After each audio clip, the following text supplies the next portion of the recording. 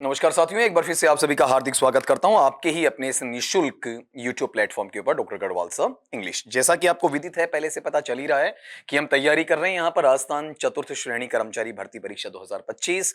अपना जो आज का सेशन है, आज की क्लास है, आज का लेक्चर है, आज का व्याख्यान है, ये क्रम संख्या में 15वां है। पता ही नहीं चला कब कैसे दिन बीतते चले जाते हैं आपके वहां पर। टॉपिक अपना आर्टिकल चल रहा है और आर्टिकल के अंदर आपका चौथा पार्ट है। ठीक है, चौथे पार्ट के अंदर हम जो क्वेश्चन करेंगे वो क्वेश्चन करेंगे बेटा यहां पर 21 से। टॉपिक आर्टिकल चल रहा है आपका वहां पर 20 सवाल मैं आपको पहले बता चुका हूं और इसमें 23 पॉइंट बता चुका हूं। 20 सवाल से ज्यादा महत्वपूर्ण इशू क्या है, आपको 23 बिंदु बता चुका हूं। अब इसमें आते मैं 24वां बिंदु तुम्हें बताऊंगा। जनरली ये ध्यान रखना, अगर कोई भाषा सूचक शब्द है, मतलब यह है जो भाषा का बोध करवाए, ठीक है, या फिर सूचक ना कहूं तो क्या कह दूं, आपका बोधक कह दूं। भाषा सूचक शब्द या भाषा बोधक जो शब्द है आपका, ठीक है, वो मुझे बताए, वो इंगित करे। किसको इंगित करे बेटा, आपका वहां पर वहां की जो राष्ट्रीयता है, जहां की भाषा है वहां की राष्ट्रीयता बताए या फिर वहां की नागरिकता बताए। कुल मिलाकर वहां के लोगों के बारे में बताए। वो भाषा की बात नहीं करे, भाषा के अलावा वहां के लोगों की बात करे, वहां के व्यक्तियों की बात करे, वहां के नागरिकों की बात करे। तो बेटा हम यहां पर ऐसी स्थिति में उस भाषा सूचक या भाषा बोधक शब्द के पहले क्या लगाते हैं, दा लगाते हैं। देख लो, आर्टिकल में कहीं जोर नहीं आ रहा ना। एक एक सवाल, कभी 2 बिंदु, कभी 3 बिंदु, कभी एक भी नहीं, कभी आपका 1 बिंदु आपका, तो अलग अलग सिखाता चल रहा हूं। क्या कहा, सवाल पे बाद में आना। मुझे ऐसा शब्द दिया जाए जो शब्द किसी भाषा का बोधक होता है या फिर भाषा का सूचक होता है, लेकिन इंगित भाषा नहीं करेगा, भाषा की सूचना नहीं देगा। सूचना हमें उसके माध्यम से वहां के लोगों की, वहां के नागरिकों की राष्ट्रीयता या नागरिकता की देगा। तो उसके पहले हम दा लगाएंगे। जैसे ये सवाल है, क्या इंग्लिश अंग्रेजी भाषा आंग्ल भाषा है, इज स्पोकन बोली जाती है बाय इंग्लिश, किसके द्वारा, अंग्रेजों के द्वारा। तो यहां तो जो इंग्लिश है, ये इंग्लिश बेटा कैसा है आपका वहां पर, अंग्रेजी। बेटा इसे ऐसा भी लिखा जा सकता है, तुम ये ध्यान देना, दोनों शुद्ध हैं और दोनों में ज्यादा शुद्ध ये नीचे वाला है। ठीक है, हालांकि यहां पर अंग्रेजी की बात करूं तो बेटा ये किसकी बात कर रहा है, केवल भाषा की बात कर रहा है। लेकिन यहां कौन है, अंग्रेजी लोग हैं, अंग्रेजी नागरिक हैं, अंग्रेजी पीपल हैं। मैं यहां लिख दूं, ये कौन है, इंग्लिश लैंग्वेज है या इंग्लिश पीपल है बेटा, ये वहां पर आपका इंग्लिश पीपल है, अंग्रेजी लोगों की बात वहां बताई गई। तो अंग्रेजी भाषा अंग्रेजी लोगों के द्वारा बोली जाती है। तो मैंने क्या समझाना चाहा, मैंने क्या कहना चाहा, उसे देख लो। यहां पर जो इंग्लिश वर्ड आया है वो इंग्लिश वर्ड अंग्रेजी भाषा को नहीं बता रहा है, बल्कि अंग्रेजी लोगों को बता रहा है। तो इसके पहले मुझे आर्टिकल क्या चाहिए बताओ, आपका दा चाहिए। ठीक, तो इसके आधार पर यह चीज आप करेक्ट कर लो, ए एन क्रॉस, ऐसा मुझे कुछ भी नहीं चाहिए। यहां पर मेरे पास आर्टिकल क्या आ जाएगा, दा आ जाएगा। कर सकते हो इसे। आपका क्वेश्चन नंबर 22 पे आ जाओ, ये गौर करो, कितना आसान सवाल रहेगा जैसे मैंने तुम्हें पढ़ा रखा है आपका वहां पर। तो इस चीज को तुम थोड़ा सा देख लो और मुझे समझा दो वहां पर कि अगला तुमसे वहां चाहता क्या है इस सवाल के अंदर। देखो देखिए बेटा, वहां पर आपका सवाल में अगला तुम्हें देना क्या चाहता है। देखो जरा, जो मैं तुम्हें 10 15 20 सेकंड देता हूं बेटा, वो इसीलिए कि तुम अपने सवाल का आंसर दे पाओ वहां पर। चलो, ये साइड में होने का इशू भी यही होता मेरा। He was blank first person to come and I was blank last person to go।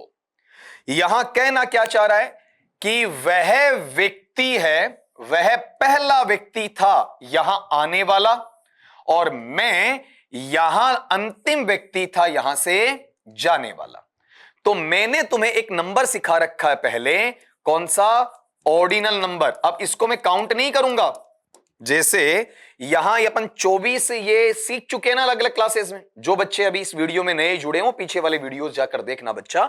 अपने पास में 24वां जो पॉइंट है, यहां तक आते आते अपन ये सीख चुके हैं कि मेरे पास वो संख्याएं first, second, third, fourth, fifth और सबसे आखिर में लास्ट, ये सारे कौन से नंबर हैं, ऑर्डिनल नंबर्स हैं। और ऑर्डिनल नंबर्स हैं, उनके पहले बेटा अपन क्या लगाते हैं वहां पर, दा लगाते हैं तो फर्स्ट भी ऑर्डिनल है और लास्ट भी क्या है, ऑर्डिनल है। इसके मायने दोनों साइड क्या लगना है आपका, दा लगना है। तो यहां पर एक साइड दा नहीं है, मतलब अपना ये कट जाएगा। यहां पर दोनों जगह ही दा नहीं है, कट जाएगा। यहां पहली साइड दा नहीं है तो कट जाएगा। टाइम बच गया अपना। चलें अगले सवाल की तरफ। क्वेश्चन नंबर 23, 23वां सवाल पढ़ना बेटा आपका। 23वें सवाल में तुम्हें आगे चलकर एक चीज परखनी है, बाकी दिक्कत तुम्हारे लिए नहीं है। पढ़ा आपने, आंसर दो जल्दी से। आपका क्या कहना चाह रहा है? India will become blank super power shortly. क्या बोला अगले ने कि भारत है जल्दी ही, काफी कम समय में क्या बनने वाला है, एक सुपर पावर बनने वाला है, एक सर्वश्रेष्ठ शक्ति बनने वाला है। तो यहां पर इस चीज को गौर करना जरा। हमने कहा भारत क्या बनेगा, एक सुपर पावर बनेगा। तो सुपर पावर वैसे देखा जाए तो आज अपन अमेरिका को कह रहे हैं, चाइना उस होड़ के अंदर है, फिर भारत बनेगा। तो ऑलरेडी पहले लोग बने भी हैं, अब भारत जैसा राष्ट्र बनना चाहता है, इसके बाद में कोई और बनना चाहेगा। तो बहुत सारों में से कितना है, एक। फिर कह रहा हूं बहुत सारों में से कितना, एक है। तो एक का मीनिंग आते ही मुझे दो चीजों पर फोकस कर लेना चाहिए, या तो ए पर या फिर एन पर। अब ए और एन में से एक छांटना है तो मुझे आवाज पर फोकस करना चाहिए। अब सुपर पावर के अंदर मेरा नाउन या संज्ञा शब्द बेटा क्या है, पार है, लेकिन जो ध्वनि चाहिए मुझे सुपर की चाहिए। तो सुपर ऐसा ही तो लिखूंगा बेटा मैं। तो इसमें सबसे पहले जो ध्वनि मेरे पास आ रही है, बताओ कौन सी आ रही है, स ध्वनि वहां पर आ रही है। और स मेरे पास में स्वर ध्वनि है या व्यंजन ध्वनि है, बताओ। स्वर ध्वनि या व्यंजन ध्वनि बेटा, व्यंजन ध्वनि है। और व्यंजन ध्वनि के लिए मैं वहां पर क्या लगाऊंगा, ए लगाऊंगा। एन तो मेरे पास में स्वर ध्वनि के लिए आता है। ठीक है, अरे स है, याद आ रहा है कुछ आपका? तो ये व्यंजन ध्वनि के आधार पर क्या ले लेगा, ए ले लेगा। अगले पार्ट पे आओ, question number 24। Oranges sell at 5 rupees blank kilo. बहुत बहुत आसान बात आ गई फिर से आपका। फिर भी तुम तो एक बार इस पे ट्राई करो कि अगला तुम्हें वहां पर कहना क्या चाह रहा है। ठीक है, जल्दी देखो, देखिए वहां पर इसमें कि अगला इसमें आंसर तुम्हें वहां पर क्या देना चाहेगा। देखो जरा, मीनिंग बोलूं क्या है अपने पास में, कि जो ऑरेंजेस है, संतरे हैं, सेल बिकते हैं या बेचे जाते हैं, और 5 रुपए प्रति किलो। हालांकि आजकल इतना सस्ता कौन देता है आपका। मैं यहां पर 5 की जगह अगर ऐसा करूं तो ज्यादा बढ़िया होगा कि मैं यहां पर 50 कर दूं। ठीक है, 50 रुपए किलो, 100 रुपीज किलो, ऐसा कुछ आपका। तो आप बताओ कि 5 रुपए या 50 रुपए जो भी आपने भाव बताया, कितने का बताया, किलो का। कितना किलो, 1 किलो। एक किलो के इतने रुपए लगते हैं। तो एक का मीनिंग आते ही आप यहां से दा या क्रॉस ये हटा देंगे।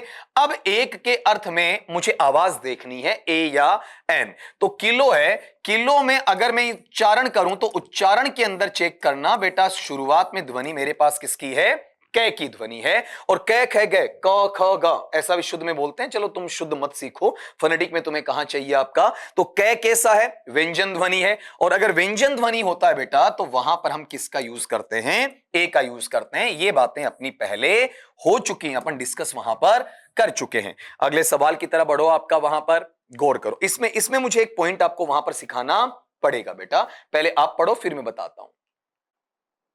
कर लें, चेक करने से पहले नियम पे आ जाओ। 24 नियम आपने सीख लिए ना, 25वें पे आओ।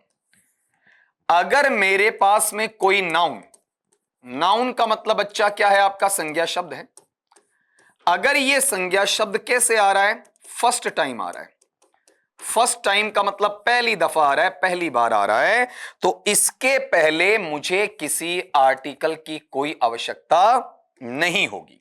ठीक है, लेकिन मैं कहता हूं कि ये जो नाउन मेरे पास है, मतलब ये जो संज्ञा शब्द मेरे पास में है, ये क्या हो रहा है आपका वहां पर, सेकंड टाइम।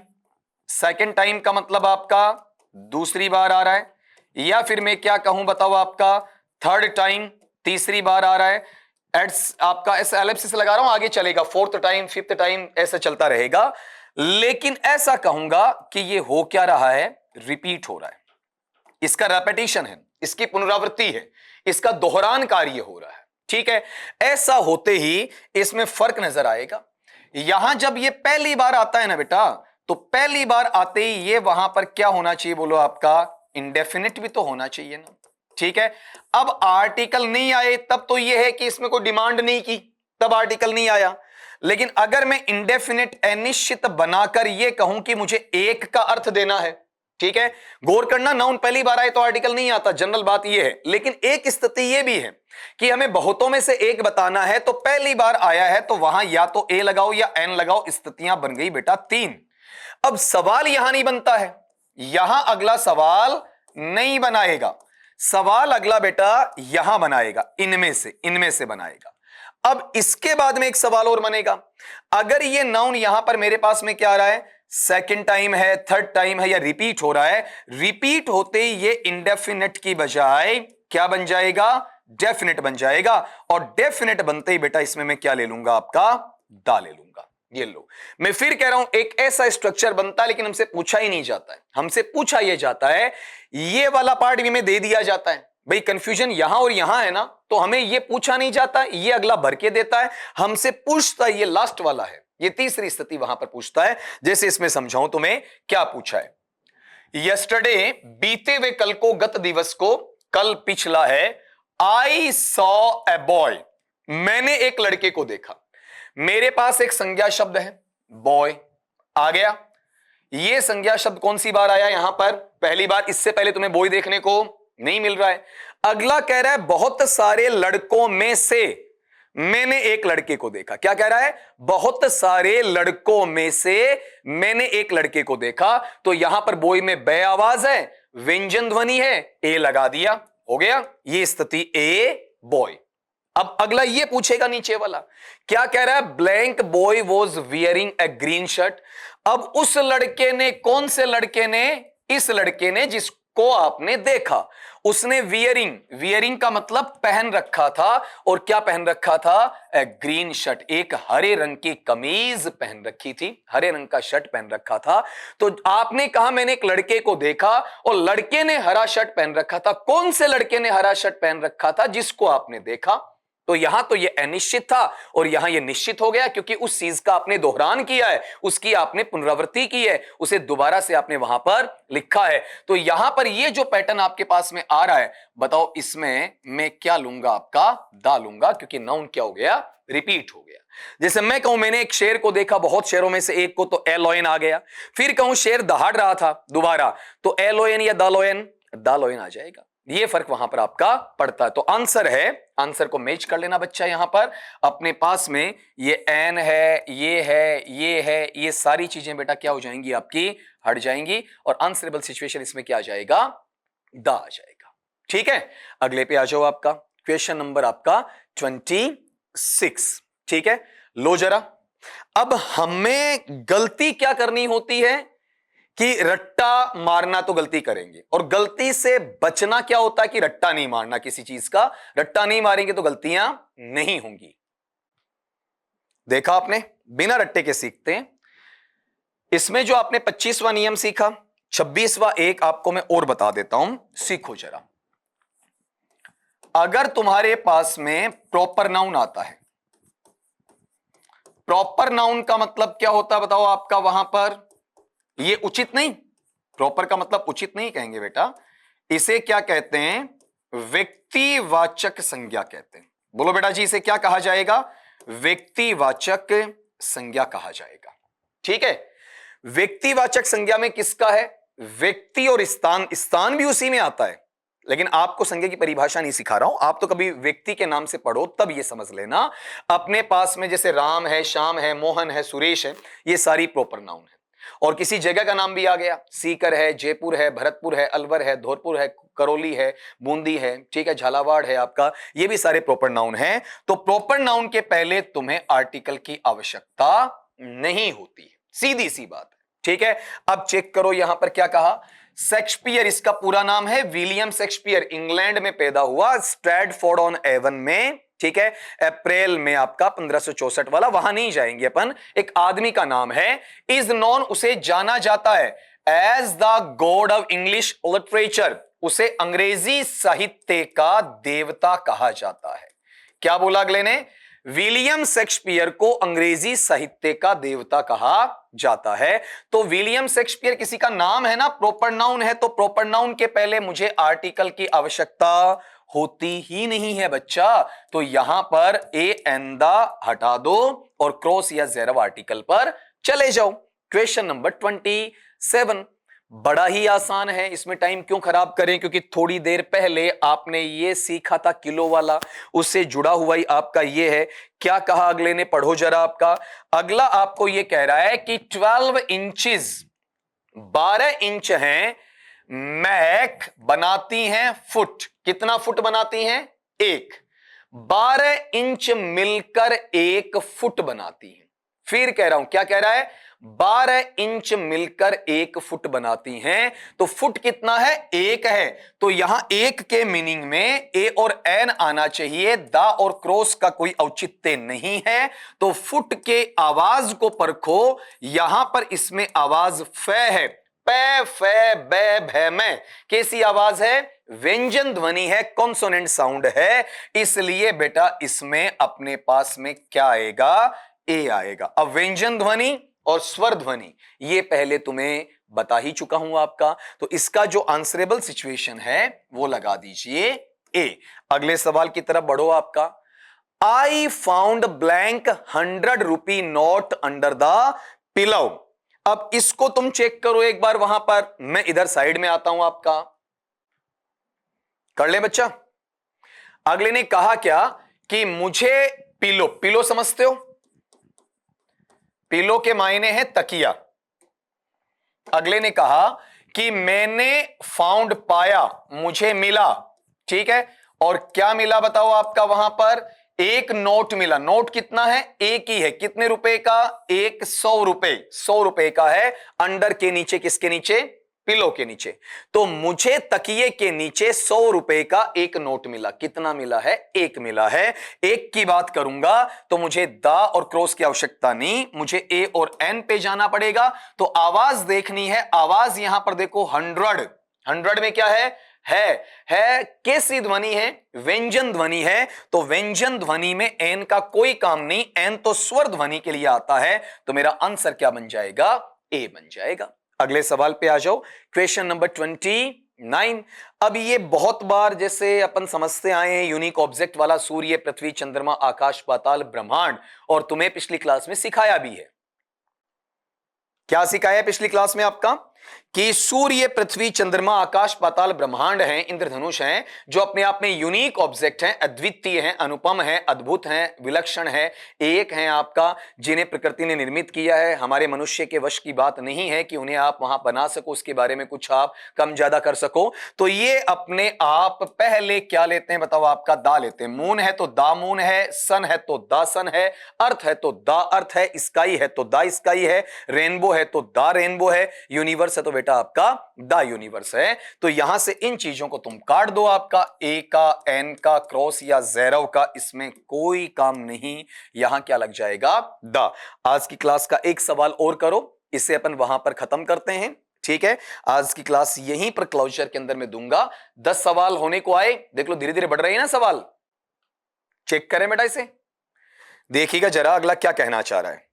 हमारे पास में सवाल आने से पहले एक चीज तुम चेक करो, अपने पास अगर कोई भी तुम एक्शन, एक इसका पॉइंट ही बना देते हैं ना अपन ने, जो पॉइंट 25-26 सीखा उसमें एक पॉइंट जोड़ देते हैं आपका। आपने 26 पॉइंट बेटा इसमें सीख लिए, तो अपन यहां पर इसमें 27वां पॉइंट है, उसको मेंशनिंग में वहां पर आपका रख लेंगे। देखो जरा, अगला ये कह रहा है कि अपने पास में कोई भी एक्शन है, एक्शन का मतलब बेटा कोई कार्य है, और उस एक्शन या कार्य को आपको क्या करना है? फिनिश करना है।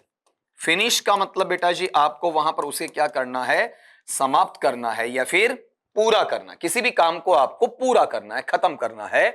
तो जो एक्शन आपका फिनिश करना है, उसका जो प्राइमरी पर्पस है, ये ध्यान देना, प्राइमरी पर्पस का मतलब प्राथमिक उद्देश्य है। शुद्ध भाषा में पर्पस कहते हैं, हालांकि तुम पर्पस कहते हो आपका।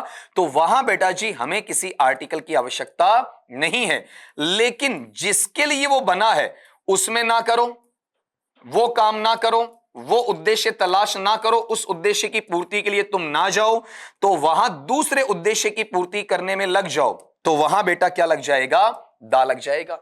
जैसे आप बच्चे कॉलेज जाते हैं, कॉलेज किस लिए बना है? पढ़ने के लिए। आप पढ़ने के लिए कॉलेज जाते हैं तो आपका यह प्राथमिक उद्देश्य है, कोई आर्टिकल नहीं आएगा।